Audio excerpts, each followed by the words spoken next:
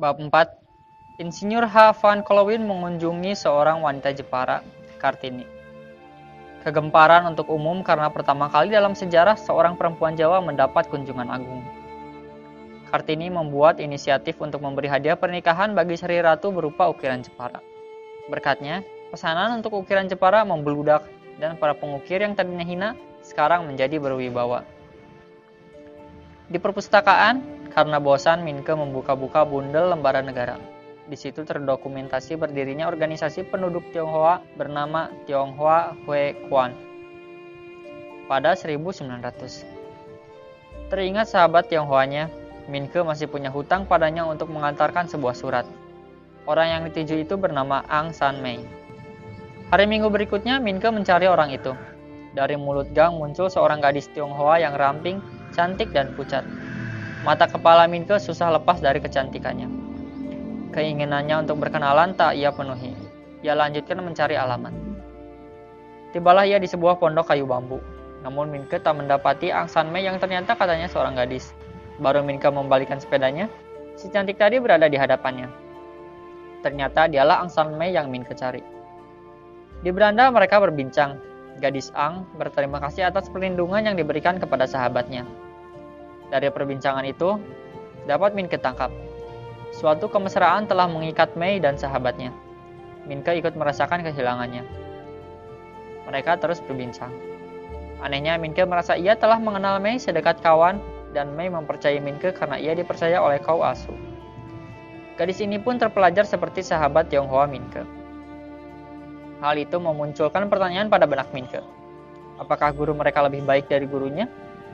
Mei menunjukkan dua buah surat yang ditulis dengan bahasa yang tidak dimengertinya.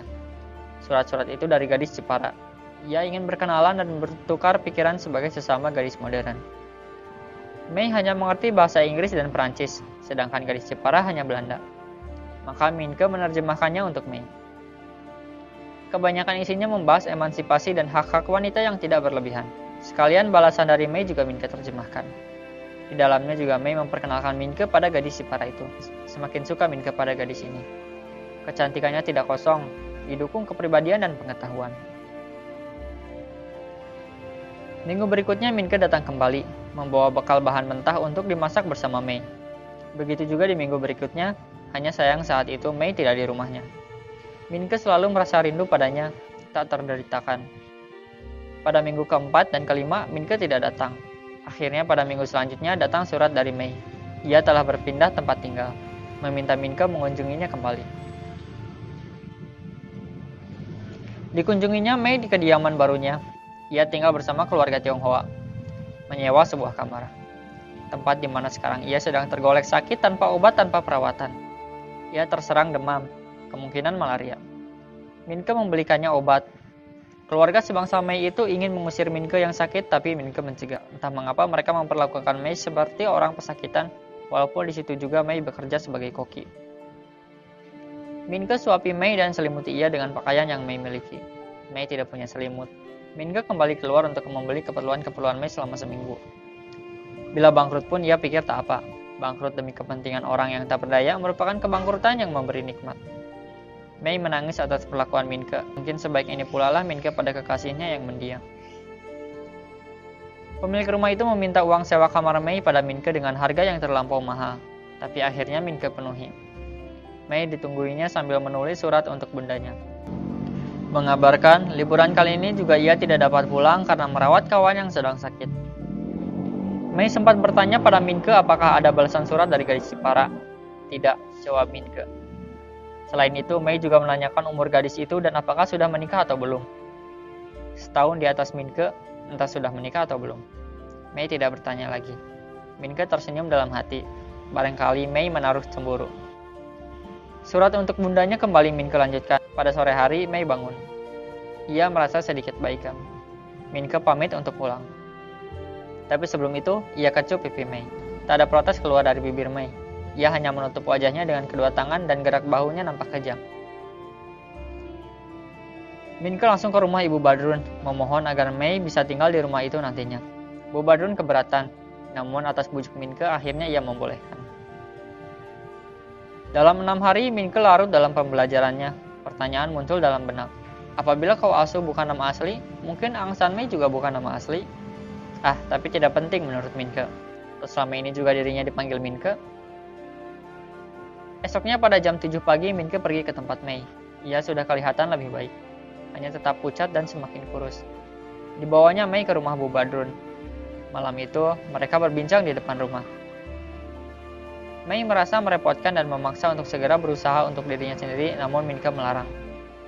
Menyuruhnya memulihkan kesehatan barang sebulan minimal.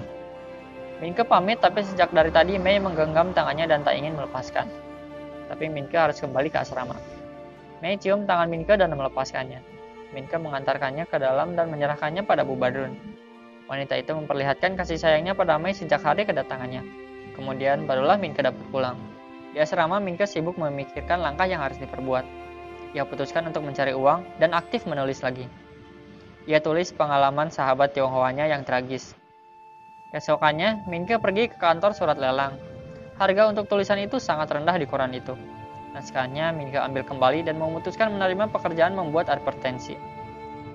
Duduk selama sejam sehari. 2 tulisan Minke telah umumkan. Perhatian orang Betawi mulai bangkit. Maka Minke mulai menulis dan menulis hingga mulai menjadi kurus. Pipinya semakin tirus. Tuan Direktur menegur hubungan Minke dengan Mei. Itu bisa mengganggu proses belajarnya. Tapi Minke lolos saja karena memang nilainya tak ada yang di bawah sedang. Kemerosotan itu tak ada. Selain itu, tulisan Minke semakin banyak diumumkan. Tidak lain Tuan Direktur sendiri yang bangga mempunyai siswa yang dikenal umum. Mei dibawa Minke berlibur ke kampung asalnya. Mei nampak senang masuk ke pedalaman. Ia Minke tempatkan di losmen baru, kemudian Minke tinggalkan untuk bertemu orang tuanya. Yang Minke temui hanya ibunda dan adik-adiknya. Pada bundanya, Minke ceritakan soal Mei dan niatan untuk memperistrinya. Kalau memang sudah suka, menurut bundanya sudah tidak ada yang perlu diperdebatkan. Maka berangkatlah mereka menjemput Mei di losmen. Bunda memanggil Mei dengan anakku. Mei memanggil wanita itu dengan bunda. Dirangkulnya Mei oleh bunda naik kereta. Bunda memperlakukannya sebagai seorang anak, berlebihan, mungkin untuk menebus kekurangannya terhadap menantunya yang lain dulu. Nampak Mei sangat senang di tengah-tengah keluarga Minke. Bunda menanyakan kapan mereka akan menikah. Mei dan Minke tak pernah membicarakan ini, melamar pun belum. Segera, jawab Minke dan menerjemahkan pada Mei. Itu sekaligus lamaran. Mei kemerah-merahan dan menunduk dalam. Setelah bertemu dengan Bunda, perjalanan mereka selanjutnya adalah ke Jepara, mengunjungi seorang gadis yang menerima mereka bersama seorang adik perempuan.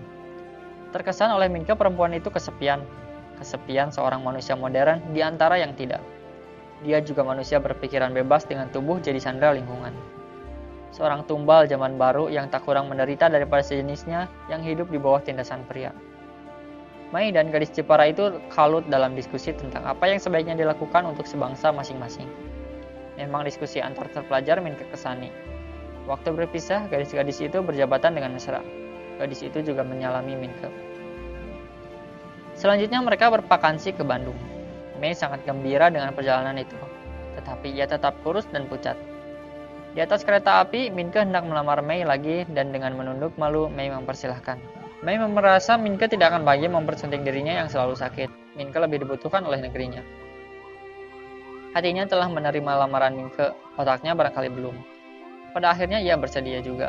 Maka menikahlah mereka di hadapan seorang lebay di luar kota Bandung pada jam 9 pagi.